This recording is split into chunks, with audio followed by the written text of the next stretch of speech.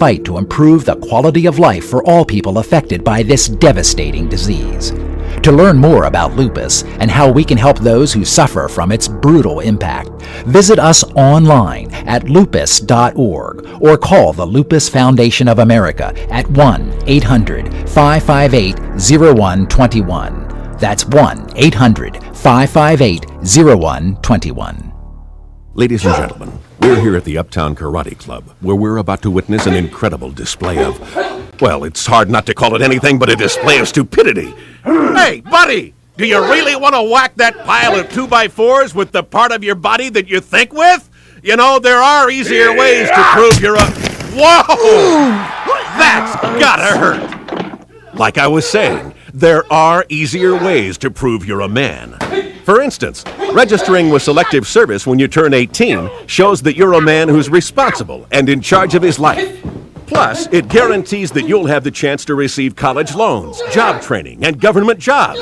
And best of all, it doesn't hurt a bit.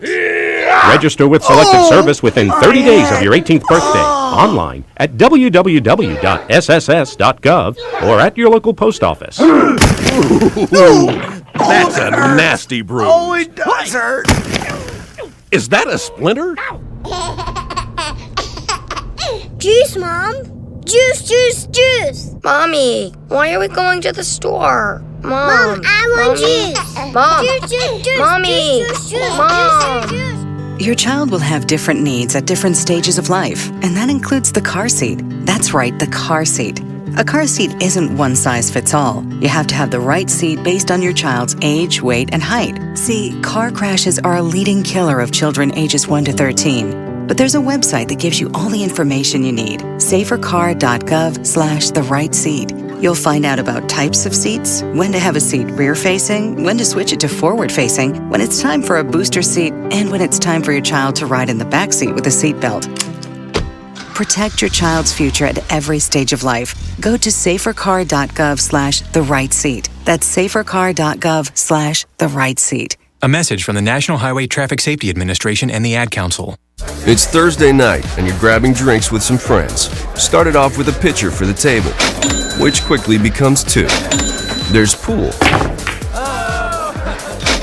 And there's the photo booth. All right, everybody squeeze in. Say cheese. Followed naturally by an order of wings. And another. Can we get some extra ranch sauce? Then there's the ceremonial nightcap. So what are we doing this weekend? And lastly, it's back to the car, which, if you're buzzed,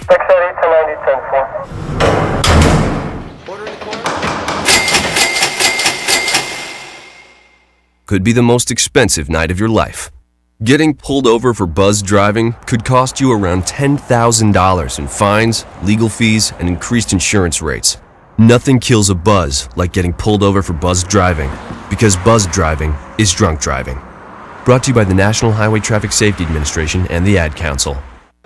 Are you thinking about getting your GED diploma? Well, here at the GED Pep Talk Center, we've got a number of pep talks that can motivate you. Sometimes things don't always turn out the way you want them to. You know that feeling?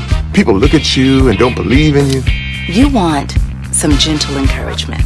Then you're on your way to your GED diploma and a better life. But I know they're probably just a little bit nervous. You can find it in yourself to take that first step. You can improve your future. You can do this. I know you can. You need to start pushing yourself. Now get your game face on and take the first step towards a better life. Hurry up! Don't make me repeat myself. Whatever level of motivation you need to get your GED diploma, we've got a pep talk that's right for you. Call 1-877-38-YOUR-GED or visit yourged.org for your pep talk and find free GED classes in your area.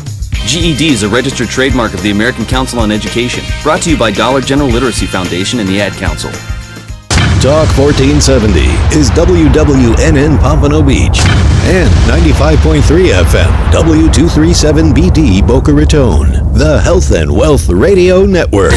1470 AM and 95.3 FM, the Health and Wealth Radio Network. Get it straight from the expert's mouth on Ask the Experts with host Steve O. every Thursday at 5 p.m.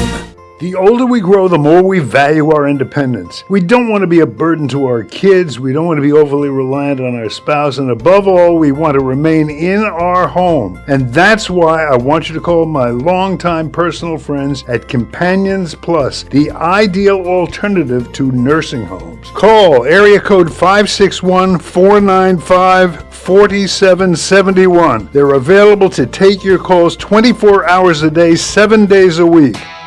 Elections are now over. Come January, we will have a Republican Senate and a Republican President. This could cause extreme volatility in the markets, and the question you need to ask yourself is, are your retirement accounts protected?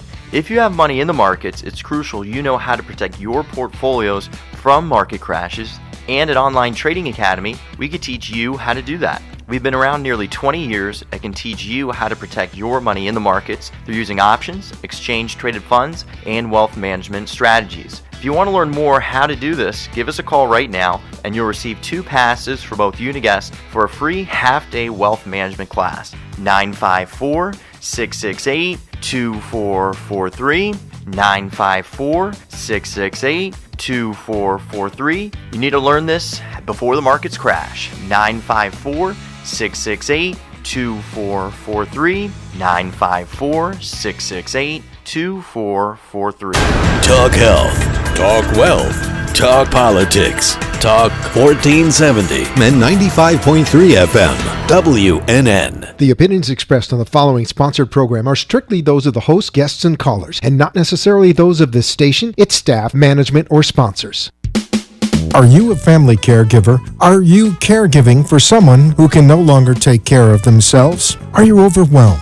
This is Caregiver Solutions Info with Marcia Teele. Marcia will be hosting an hour of true stories and information, tips and updates of the latest research and necessary information in the caregiving field, focusing on you, the family caregiver. An Alzheimer's disease and dementia care expert, Marcia has 15 years of hands-on experience at Arden Courts, a leader in assisted living dementia communities here in the U.S. Marcia covers everything you need to know as a family caregiver, especially if you care for a loved one with Alzheimer's disease or other related dementia or chronic illness. If you have a friend or relative that is also a family caregiver, call them now. They won't want to miss a minute. And let them know they can watch on caregiversolutions.info. And they can listen on WNN 1470 AM in South Florida or nationally on the iHeartRadio app. Now, sit back, relax, and learn from our host, Marcia Teele, as she brings information to you that may just be the caregiving solution you need. Hi, everyone, and welcome to Caregiver Solutions Info. Happy holidays. I'm glad that you could join us today. This is a great show, especially since it is holiday time. A lot going on out there. I'm so glad that you could join us because this show is just for you, the family caregiver, and others that care for people with Alzheimer's disease and other related dementia. Caregiving is really, really hard. And now we're in the midst of the holiday season, and it's especially hard.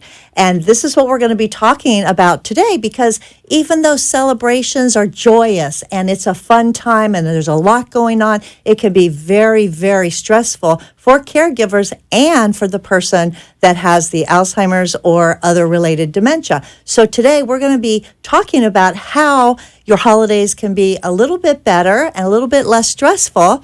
And to join us in discussing that, I have a very special guest. Her name is Denise Falabella, and she's a social worker, and she has over 20 years experience in helping caregivers. And matter of fact, not only is she not just a social worker, she actually is a Alzheimer's disease specialist. So without further ado, I'd like to welcome Denise. Hi, Denise. Hi, Marcia.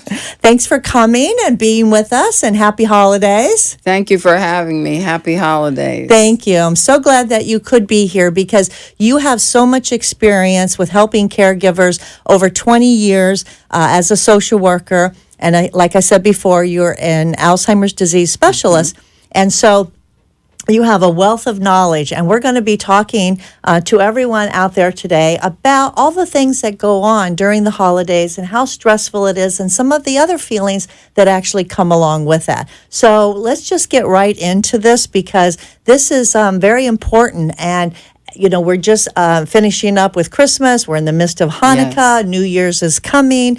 A lot of activity going on, a lot of preparations, a lot of busyness. I know with your experience with caregivers, you're used to counseling them on a regular basis, and you've probably been through so many seasons of the holidays that you kind of know it second nature. But caregivers experiencing this for the first time, they don't know what you know. They don't know what I know, being in the field for 16 years. So let's kind of talk about some of the things. And I think the first thing that comes to mind is stress. Yes. Tell me about stress in caregivers, and especially stress in caregivers during the holiday time. Okay, well, first of all, stress is a part of life. You can't avoid it, but you can manage it. Coping strategies can help. During the holiday season, as Marcia shared, it becomes a lot more stressful for people. They're thinking of their loved one the way they used to be. Now is the new normal. Everything's changed now. A lot of times the caregiver was a different role. Now they're a caregiver. They were a husband, they were a wife, they were an adult child. Now they have a whole different role to portray. Yeah, that's a very good point because, a caregiver is sometimes just thrust into this role. And no one ever thinks about having to be a caregiver.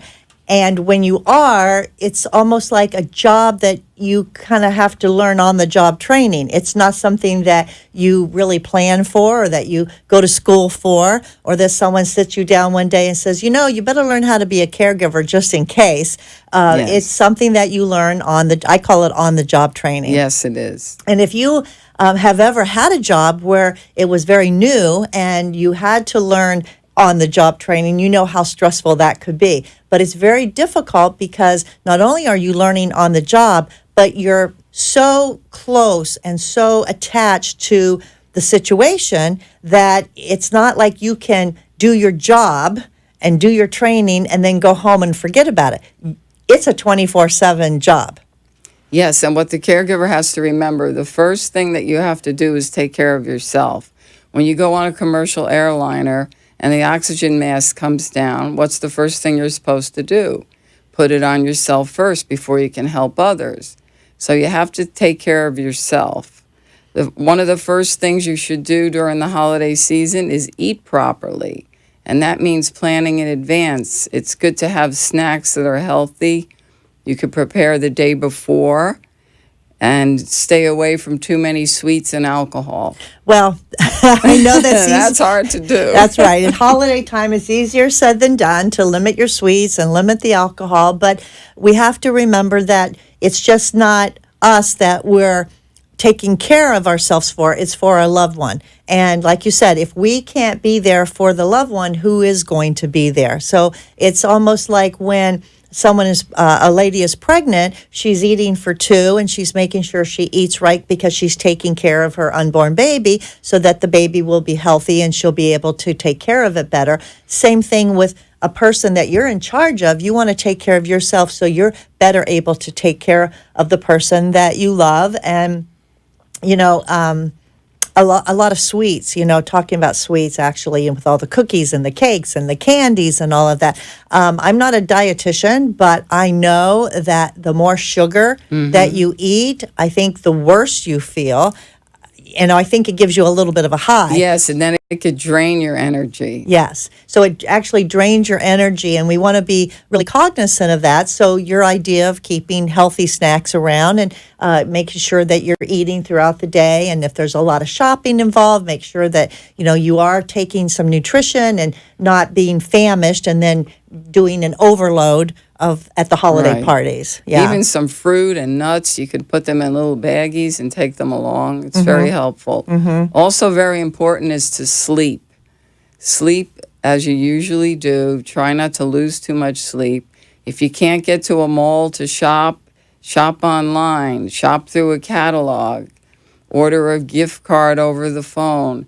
Don't feel pressured to go to heavily decorated malls, and that could really drain your energy also. Right. Save it for what's important, what you're going to need it for. Right, because going to the mall, you're walking. I mean, it's good exercise, but still, your energy level by the time you're done can be depleted. And I think one of the things that I really hate about going to the crowded shopping centers is fighting those crowds. Yes. And especially if you're taking your loved one with you that has dementia, that can be way too much stimulation for them.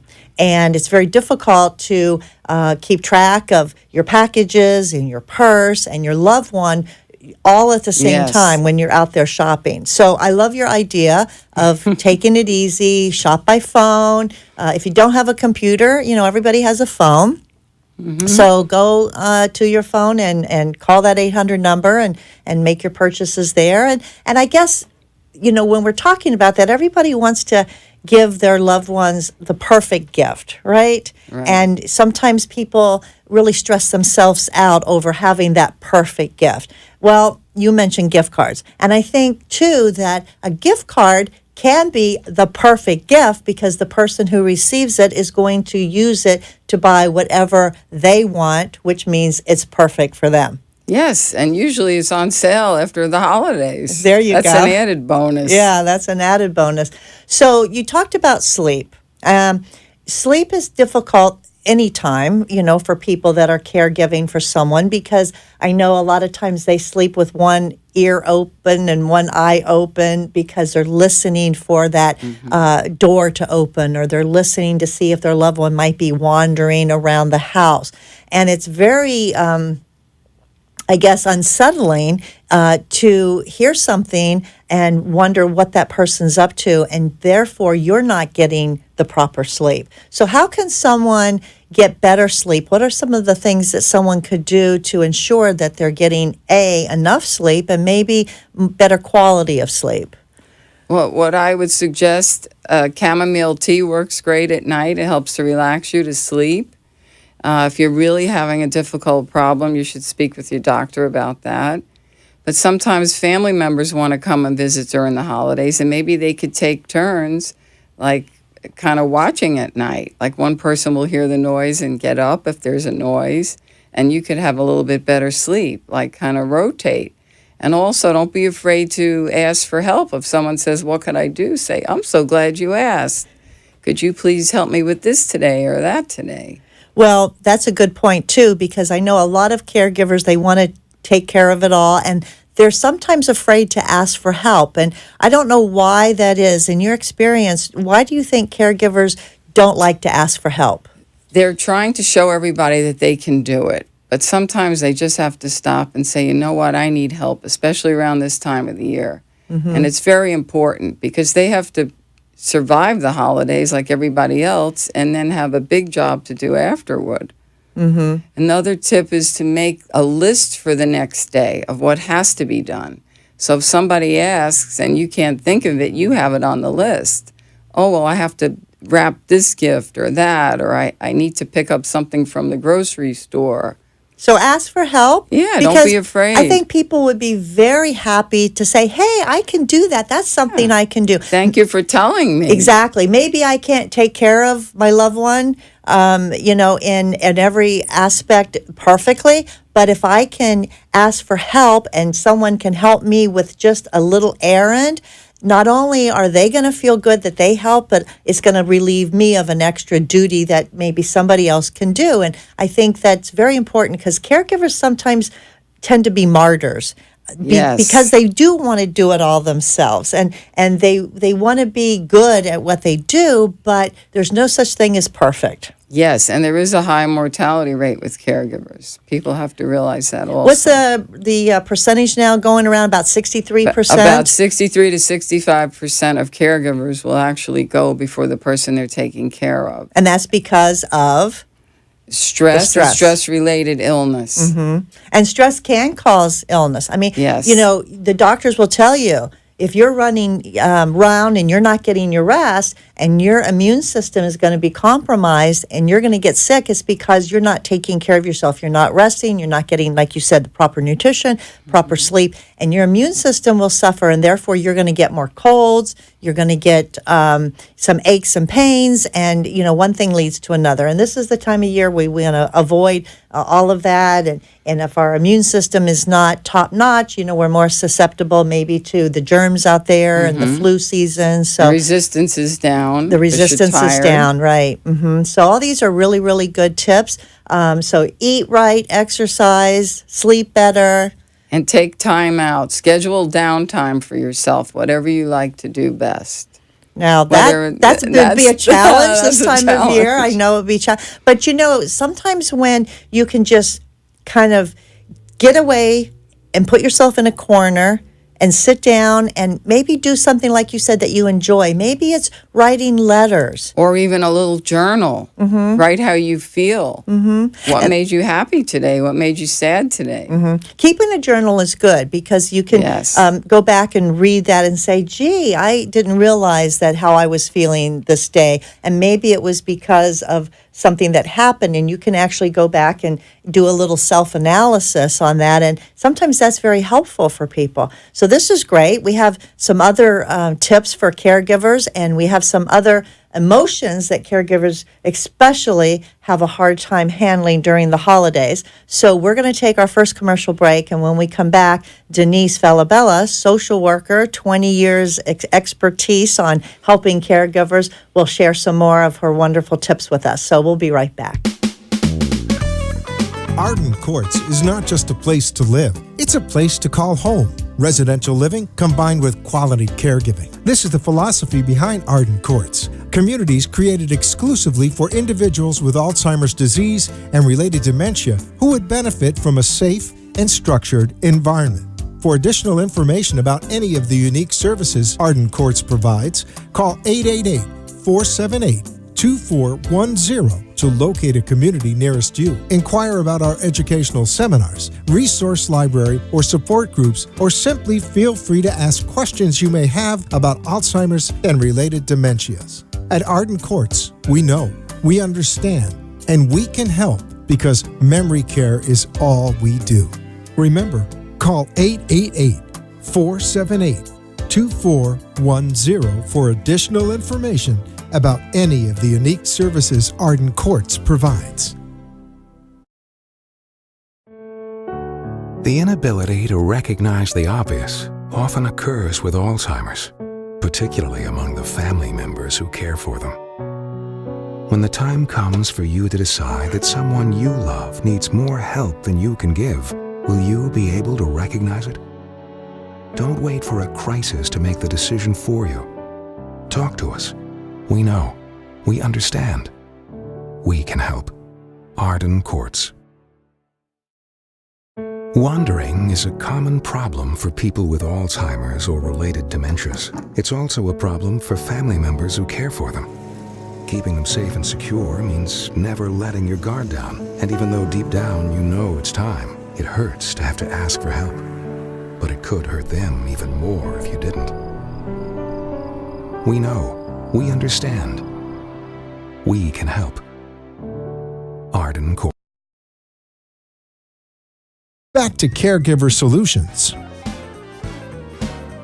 Welcome back. I'm Marcia Teele, your host of Caregiver Solutions Info. We are talking to Denise Falabella. She is a social worker with 20 years experience helping caregivers, and especially caregivers that deal with Alzheimer's and other related dementia. So again, Denise, I'm glad you're here. Thank you so much. So we're talking about stress. Stress is a terrible thing because it causes a lot of unnecessary feelings that we can maybe relieve if we're not stressed out. You're giving us some great tips today about how we can de-stress. And the holiday time is very stressful on top of regular day-to-day caregiving. So caregivers have a double whammy here.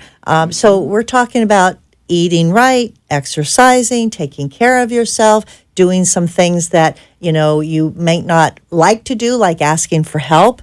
But I know you have a few more other I have a few stress more. busters for caregivers. So let's talk about a couple more that you have. Okay, music is wonderful. You should put music on that you enjoy, even if it's just in the background. It does help to calm you and relax you.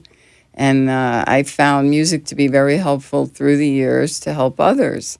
Also, you can deep breathe through the stomach and the diaphragm, really take deep breaths, and that helps to relax you.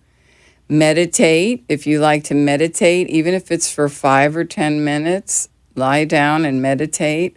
That is very helpful. And everybody can find 5 or 10 minutes. Yes. I think it's just something you have to make yourself do because they say, I don't have time. So one of the tips that a caregiver told me, speaking of taking 5 minutes, she actually set a timer. And she used the kitchen timer or on her phone, a timer. And when that timer went off, she disciplined herself to put down whatever she was happening to be doing at the time. And if she was cooking, obviously she had to turn off the stove. But she took that time and spent 5 or 10 minutes doing the deep breathing, doing the meditation, just to realize that, okay, I'm in the moment. I don't have to worry about anything except right now. I'm right here and living in the moment and not worrying about the future and hopefully not reflecting too much on the past, although holiday time we tend to do that. But if you live in the moment for 5 or 10 minutes, and that does help, doesn't it? Yes, it does help quite a bit. Mm-hmm. That's very useful. And also go for a massage, schedule a massage. And if you don't like massages, you can also go for a manicure or a pedicure. Which is also a great gift. Gift idea. A great gift idea. So if your children or your siblings or a neighbor says, hey, I'd like to get you something for the holidays. I'd like to get you a gift. I don't know what you would like. I think that would be a great thing to suggest. Yes. Yeah. And also with the massage or manicure or pedicure, the tactile stimulation is very good. Mm-hmm. So do that's a little of that another reflexology. Yes, reflexology. Mm-hmm, mm-hmm. And you know what? Speaking of the massages, or you can do, if you don't like a body massage, do the facial, because, you know, it's amazing just laying there and just relaxing and doing the facial massages. Some people don't like the whole body, but just do that, or do, like you said, the pedicure, the foot massage. But another idea is to take your loved one with you, your loved one that has dementia, and they can enjoy the same things that you do. And guess what? It's going to relax both of you at the same time. That would be perfect. That would be perfect, right? We're both going to be relaxed. We're going to enjoy it being in the moment together. And I think that's a great idea because you want to involve them and you want to have them part of all the traditions and all the holiday, but make them part of the relaxation process too. That's an excellent idea and an excellent gift idea to receive. Yes, that's. I always would like that. That would be something that I would never turn down. Yes. Another tip I have is don't over-decorate your house or feel pressured that you have to go outside on a ladder and put up outside lights and do all these things that you used to do or your loved one used to do. But Denise, it's tradition. It's tradition, but now it's the new normal. Okay, now you mentioned that earlier in the program, the new normal. What does that exactly mean? That means your life has changed in a variety of ways, and now you have to do the new normal. If that doesn't work for you anymore, you just don't do it. So things have changed, and so we can't really hold on tightly to those traditions if it becomes hard for us. If it's too difficult and too stressful and it's going to cost you your health, then you have to regroup and do something different. Mm-hmm. And I like that. You know, it's okay to decorate, of course. We all want to decorate. But I like what you said. Don't feel like you have to over-decorate. That's right. So, you know, put some traditional things out, things that bring memories back, because your loved one who has dementia is going to remember those older decorations from years gone by. And that's going to be a nice conversation. Oh, do you remember this? Do you remember when we did this? And it becomes like a nice little conversation, a way to include them in the memories of the holidays. Right, and maybe get a smaller tree if it's the Christmas tree that you get, and get a artificial one. Mm-hmm.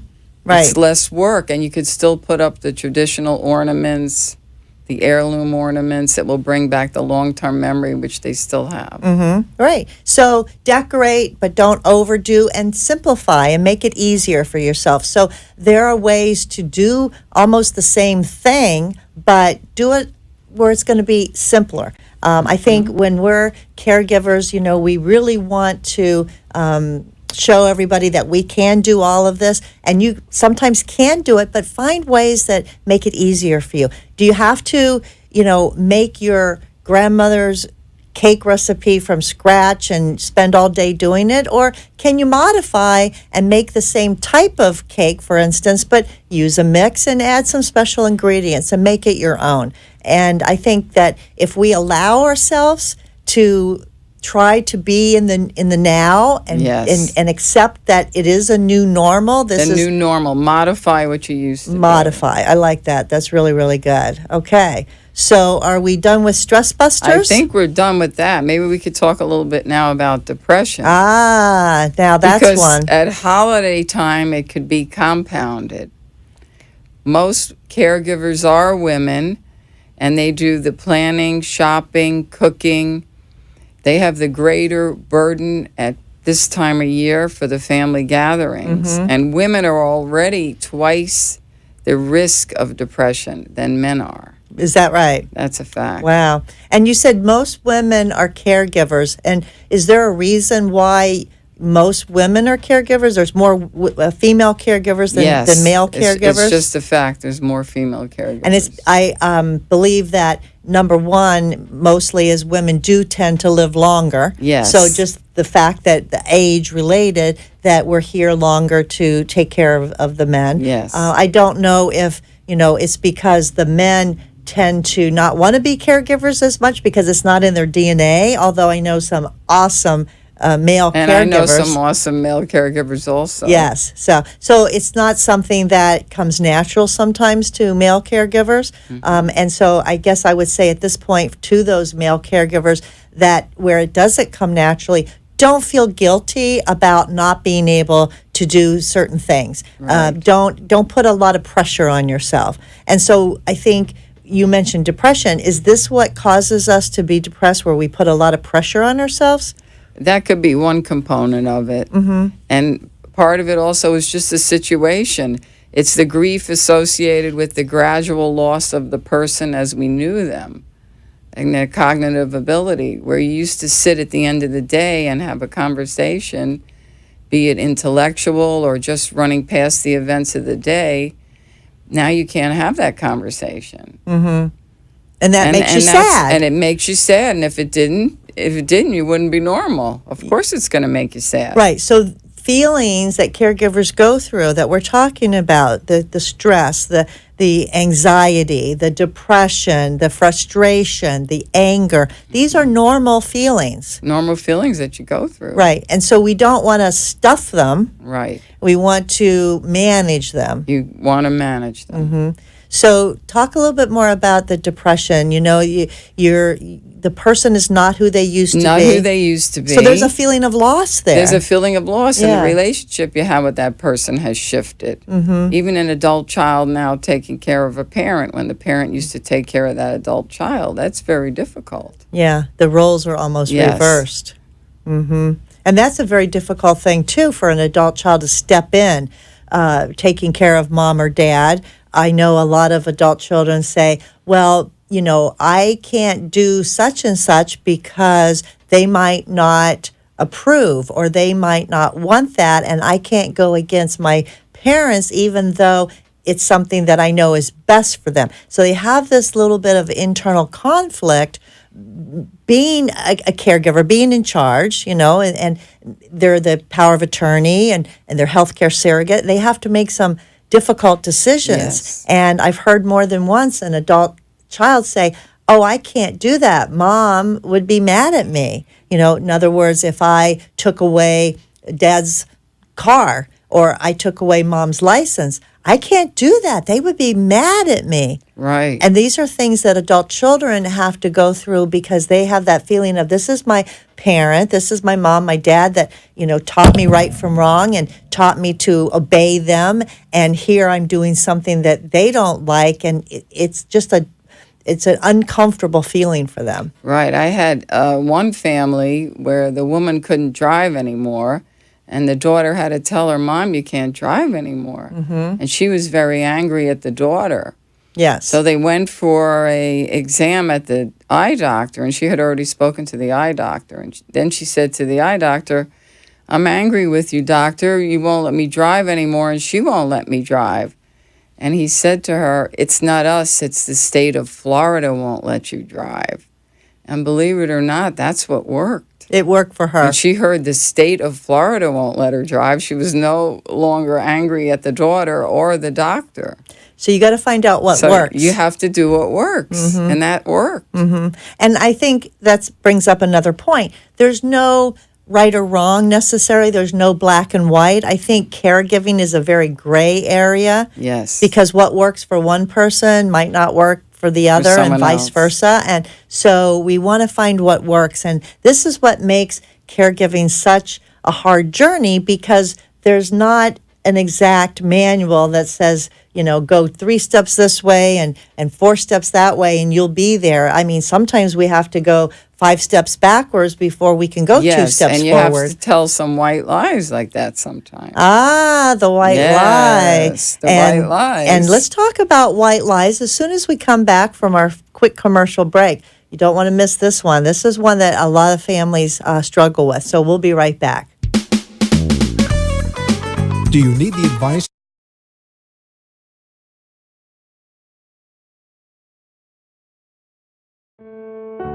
The inability to recognize the obvious often occurs with Alzheimer's, particularly among the family members who care for them. When the time comes for you to decide that someone you love needs more help than you can give, will you be able to recognize it? Don't wait for a crisis to make the decision for you. Talk to us. We know. We understand. We can help. Arden Courts. Wandering is a common problem for people with Alzheimer's or related dementias. It's also a problem for family members who care for them. Keeping them safe and secure means never letting your guard down. And even though deep down you know it's time, it hurts to have to ask for help. But it could hurt them even more if you didn't. We know. We understand. We can help. Arden Courts.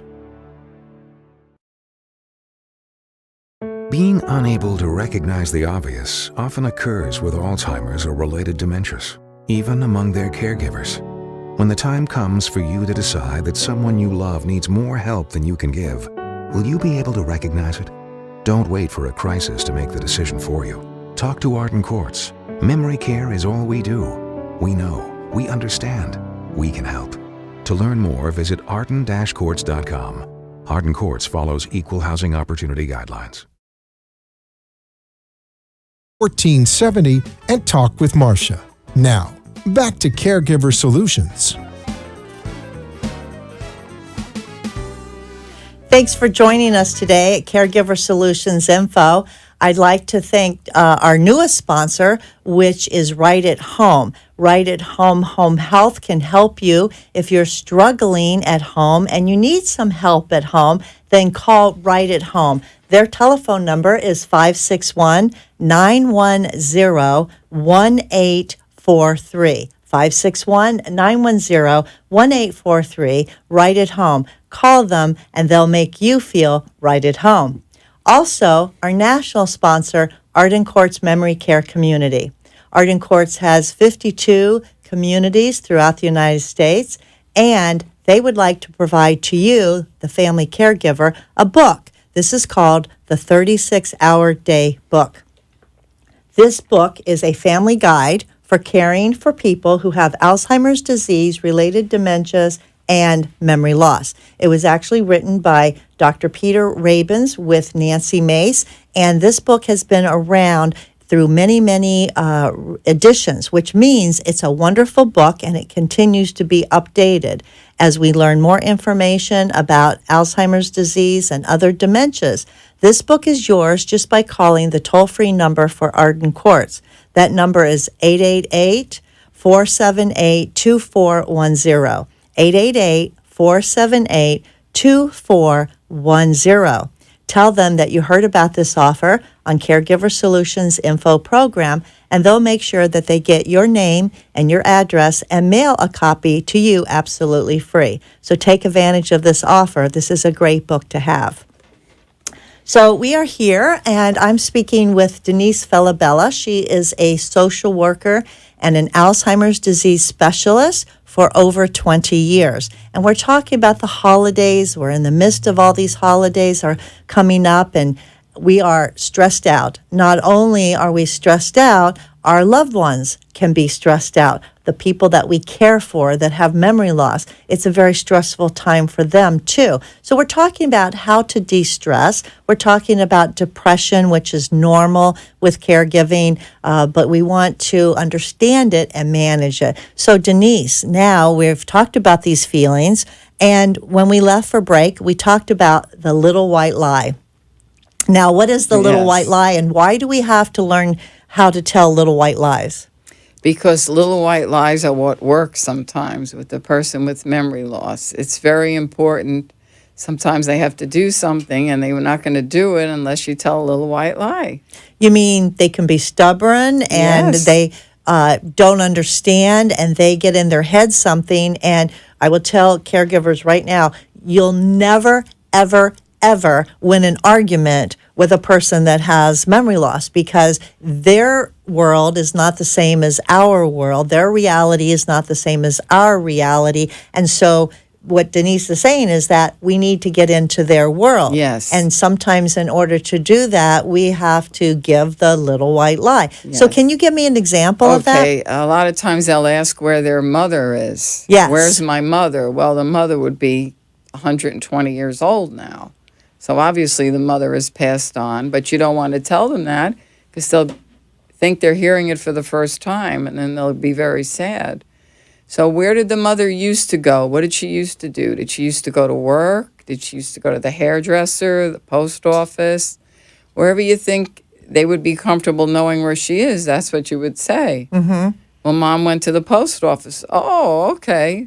Well, she'll be She'll back be back. soon. Okay. And then distract them and get their mind off of it and say, but until then, let's take a walk. Or until then, can you help me put together these papers or whatever it might be, because you want to distract them. So tell the little white lie. So it makes, and the reason you're doing this is not to be mean. It's not to lie to them. And I think a lot of adult children, again, have a hard time with telling lies to their parents, because obviously, you know, that's something that they would get in trouble for when they were younger, telling lies to your parents. But it's something to make your loved one feel more comfortable and to reduce anxiety. Exactly. And that's the reason that we're doing it. You know, it's for them. It's for their own good. Because, like you said, you know, I had a couple daughters who every time their dad would say, where's mother? You know, which was his wife. They say, Daddy, don't you remember Mommy died? And, of course, he didn't remember because she died, you know, a year ago. And because he has memory loss, he doesn't remember a year ago. And you're right. Every time they would say that, he would get upset and he would grieve and cry time after time after time. Right, because he's hearing that for the first time. And he doesn't remember that they told him the last time that he asked that she died. He doesn't remember that because he obviously is asking again. So he hears it for the first time, every time, and grieves. Now, why would you want to put somebody through that, you know? So the best thing to say in a situation like that is the little white lie. They went somewhere else. Mm-hmm. And when they ask to go to work, they get up early in the morning, get dressed, they want to go to work. Mm-hmm. You could tell them they're on vacation or they're in between jobs, or you make up another story. You have to do what works and something that they'll accept and make them feel comfortable. Yes. You know, there's another lady that lives with us at Arden Courts, and she sundowns. And for those of you who don't know what that means, it means as the sun goes down, as it gets later in the afternoon, as the evening's approaching, some people with dementia really act different. And it's a phenomenon. That's why they call it sundowning, because later in the afternoon, some people that have Alzheimer's disease and other dementia, they just aren't themselves, and they exhibit different behaviors. And many times it's more challenging behaviors, right? I'm sure you've seen this, They right? can become agitated very easily. Yes. More difficult to redirect. Yes. And this particular lady, she sundown right about the time, it was like 4 o'clock in the afternoon, 3:30, 4 o'clock in the afternoon, because that was the time her whole life that she was supposed to go pick up her children from school. So she would say, just about that time every day, oh, I got to go get the children. Where are the children? No, what time it is? I got to go. I can't be late. And she would just get herself all riled up. And so we would have to calm her down by telling one of the little white lies that her children were okay, that they were going to go to the neighbor's house and play, and the neighbor lady was picking them up, and don't worry, you'll pick them up later. So whatever it might be, sometimes you have to get really creative, right? Something to calm them down that they're going to accept and feel like it's okay, and then in the meantime, distract them. Yes. Yeah. That's one of the harder ones, I think. That's a difficult one. And also, speaking of sundowning, what are some of the things that we know will help somebody if they are sundowning besides distraction? What else are some of the things that we can do for our loved one? And I think you kind of touched on this a little bit when you were talking about de-stressing ourselves as caregivers, but you said put on music. Put on music. Music is wonderful. And another thing I find most helpful with people with dementia are pets, pet therapy, petting a dog, petting a cat, caring for an animal. It's wonderful. I highly recommend it. I always had animals wherever I worked for pet therapy, and that seemed to calm people down when nothing else could. Music and pets, two biggest things. Yes. And now, what would you suggest if someone lives in a condo, for instance, and they can't have a pet? Are there some other alternatives that you could think of? What you could also do is go to your local shelter and volunteer to walk dogs. A lot of times they need dog walkers, and make that an activity and part of a routine. I like that, because not only are you getting out, you're getting fresh air and exercise, you're doing something good, and you have involvement with a pet. Yes. What could be better than that? It's a win-win. Yeah, for everybody, for the dog too. Yes. I like that. That's a great idea. So if you're in a condo and you do like pets, but you can't have one of your own, then, it's important to, think of alternatives. Again, this goes to the creative part that we talked about earlier. We have to sometimes think outside the box. Yes. And think of things that are going to work when traditional things don't work anymore, and make that, again, like you said, the new norm. Yes, and there's also emotional support animals.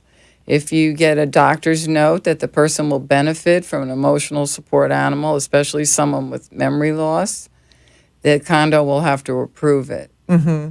So you go before the board, and it will be approved. So check that out. You talk to your doctor, and get the documentation that you might need for that. So since you mentioned the word support, let's talk about how caregivers can be supported, because one of the things that I always like to stress to caregivers is that you're not alone. You might think you're alone. You might feel that you're alone, but you don't have to be alone. And you're really not alone if you allow yourself to open up and receive the support that's out there. So let's talk for a few minutes about support. And I know that you have a lot of experience with this Support groups are wonderful. I facilitated support groups for many, many years, and I've seen a lot of people benefit to the maximum through them. I would recommend them. You meet other people that are in the same boat, if you will, as yourself. Mm-hmm. You learn a lot of useful information. Make new friends, and you do activities outside of the group also, because sometimes you could even bring your loved one with you because they understand their loved one has the same problem. Right. No no better friend than someone who is experiencing what you're experiencing, because they do know. And unfortunately, a lot of our friends kind of disappear. Yes. Even some of them ostracize you, which is not good. Yeah, it's like a caste system sometimes. Yeah. Couples that used to hang out with no longer want to hang out with you. I've seen that a lot of times. And another thing about the support groups is it's a safe environment in which to share your feelings. And everything there is respected and not spoken outside the group. What stays in the support group, what's said in the support group stays in the support group, right. And that's very, very important. And what about finding the right support group? Because not all support groups would be the right one for every person. I would say shop around just like you do for anything else. Some are faith-based. Some are through the Alzheimer's Association and other groups. Some are at your local hospitals. You really should shop around and get the one you're most comfortable with. Some are just for spouses. Some are for adult children only. Mm-hmm. Some are mixed. Mm-hmm. And so if you go to a support group and you try it out, and if that one's not your cup of tea, don't be disillusioned. Don't be disillusioned. Go to another one. Keep going until you feel comfortable, or until something clicks, or you meet somebody that says, wow, I can identify with that person. And it might be a person in the group. It might be even the facilitator that's there. So you want to feel that this is the place that is for you. So just keep going. Don't give up. There's give up. There's several out there. Right. Try them all. Right. And there's resources, a lot of resources on the internet. There's resources through the Alzheimer's Association, like you mentioned. And then there's local resources, too, in your particular community. And down here in South Florida, we have a lot of resources. Unfortunately, this is a place where Alzheimer's abounds because of all the retirees and the fact that 50% of people age 85 and older have dementia, and we live in a population where we're surrounded by an older population because we are South Florida. Who doesn't want to be in South Florida in the wintertime when it's freezing up north?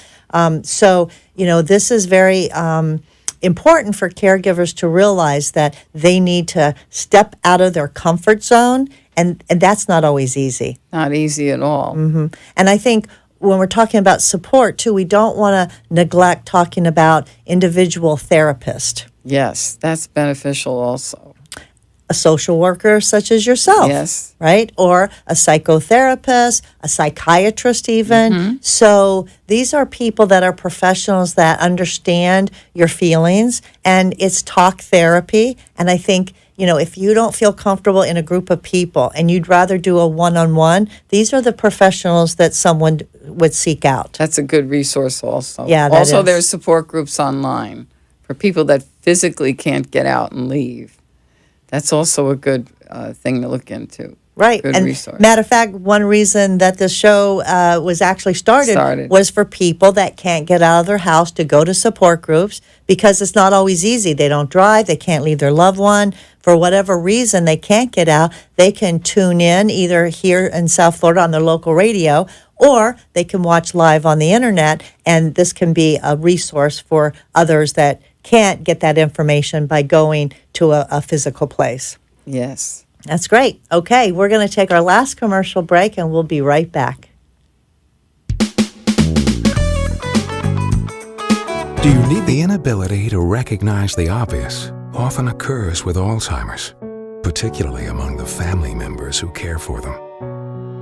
When the time comes for you to decide that someone you love needs more help than you can give, will you be able to recognize it? Don't wait for a crisis to make the decision for you. Talk to us. We know. We understand. We can help. Arden Courts.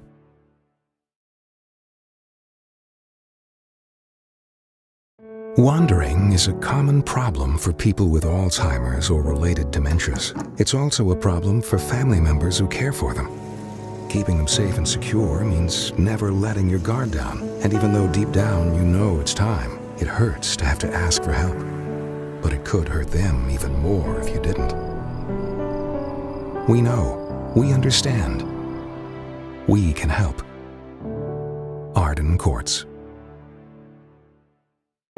Wandering is a common problem for people with Alzheimer's or related dementias. It's also a problem for family members who care for them. Keeping them safe and secure means never letting your guard down. And even though deep down you know it's time, it hurts to have to ask for help. But it could hurt them even more if you didn't. We know. We understand. We can help. Arden Courts.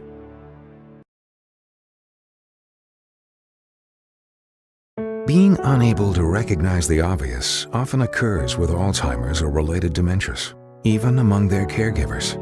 When the time comes for you to decide that someone you love needs more help than you can give, will you be able to recognize it? Don't wait for a crisis to make the decision for you. Talk to Arden Courts. Memory care is Solutions. Hi, and we are back with Caregiver Solutions Info. My guest today is Denise Falabella. She's a social worker of 20 years, specializing in Alzheimer's disease and helping caregivers. So we've been talking today, Denise, about all the different emotions that caregivers especially have a hard time with this time of year during the holiday time. And I find it very interesting. It was just today that I received an email from the National Alzheimer's Association, and their tagline is 2017 Happy New Year. However, they said, like what we have been talking about, families are stressed out, overwhelmed. There's millions of families that are dealing with these issues because of the memory loss and Alzheimer's and related dementia. And it says the holidays can still be happy and memorable for everyone. So I'd like to just take this minute while we have it to give a few of the tips that the National Alzheimer's Association has put out there for everyone. And the first one says, make sure others know.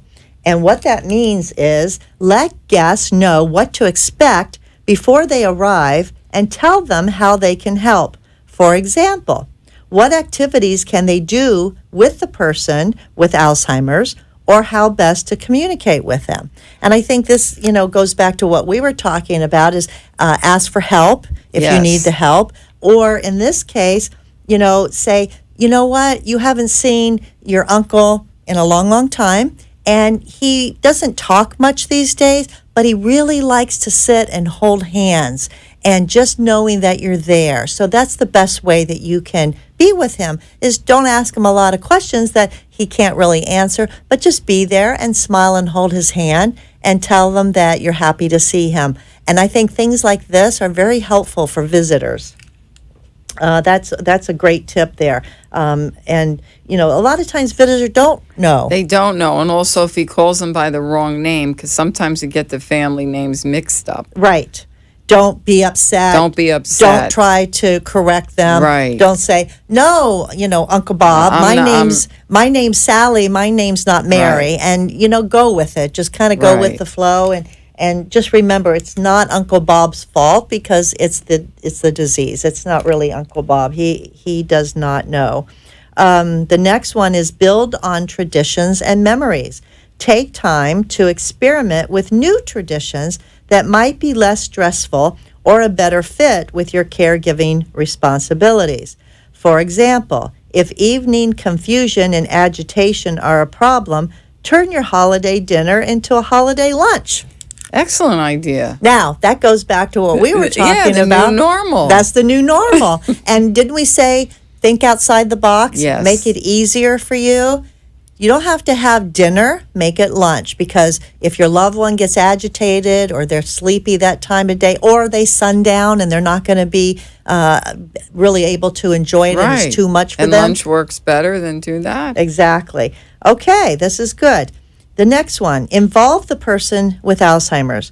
Depending on abilities and preferences, make sure to keep the person with Alzheimer's involved in the celebration, such as packing cookies in tins or helping wrap gifts. Now, we talked about doing things together for the holidays to enjoy and do traditions. This is an excellent idea. Get them involved, because one thing that caregivers tend to do is focus on what your loved one can't do. So let's make a New Year's resolution out there, caregivers, and let's start focusing on what they can do, not what they can't do. And you'll find a lot of things that they can do. It might not be perfect. It might not be exactly the way that you would do it if you could do it yourself, but you're going to make them feel really good about like helping. Folding laundry or whatever it is they're capable of. Yeah, they can actually do a lot of things. And let that person that you're caring for, if possible. And I know that not everyone can do things as the disease progresses, but this is when then you can ask others for help. Yes, and they want to feel useful and needed. Exactly. And the last one, plan ahead. When attending the holiday party, prepare the host for special needs, such as a quiet room for the person to rest in, away from the noise and distractions. And I think that's another excellent idea, because sometimes there's too much stimulation and there's just a need to have a little quiet time. Exactly. Yeah.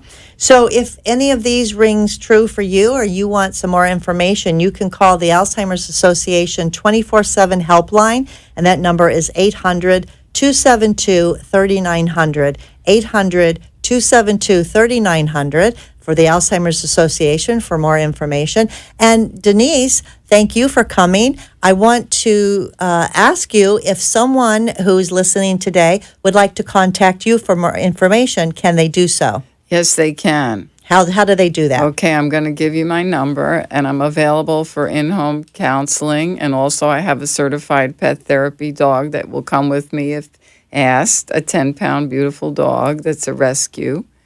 And my phone number is 954-856-1268. And can you repeat that, please? Yes, 954-856-1268. Okay. And we want to stress that you are private pay. Yes. So if someone would like for you to come into their home, discuss their feelings as a experienced social worker dealing with dementia issues all the time, that you could set that up for them. But it is a private pay. Insurance is not covering it, and Medicare doesn't cover that for you. But I think it's a great resource. We love having you with us today. And the pet that you have, what's the pet's name? Her name's Sweetheart. Sweetheart. She's a Yorkie Bichon mix, and I rescued her 4 years ago. She's 7 years old, and now she's a certified pet therapist. Okay, so she's certified too. Yes, so and she specializes in Alzheimer's. So you can have Denise and Sweetheart, 2 for 1, really. Yes. I think that's wonderful. So again, happy holidays to all of you. Denise, thank you so much for being with us today. I really appreciate it. Thank you for having me, and happy holidays to everyone. And I want to remind everybody, don't forget to call Arden Court's Memory Care Community on their toll-free number to get your free copy of the 36-hour day book. That number is 888-478-2410. Give them a call.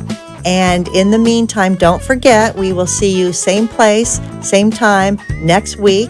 And I hope that you all have a better holiday, a less stressful holiday, and hope to see you next week. In the meantime, don't forget, give somebody a hug, because they need it, and so do you.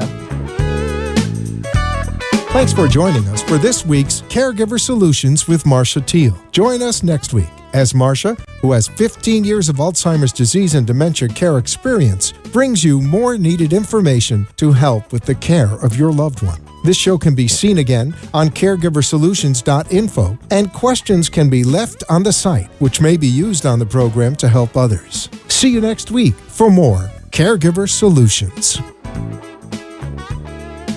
The opinions expressed on the preceding sponsored program were strictly those of its hosts, guests, and callers, and not necessarily those of this station, its staff, management, or sponsors.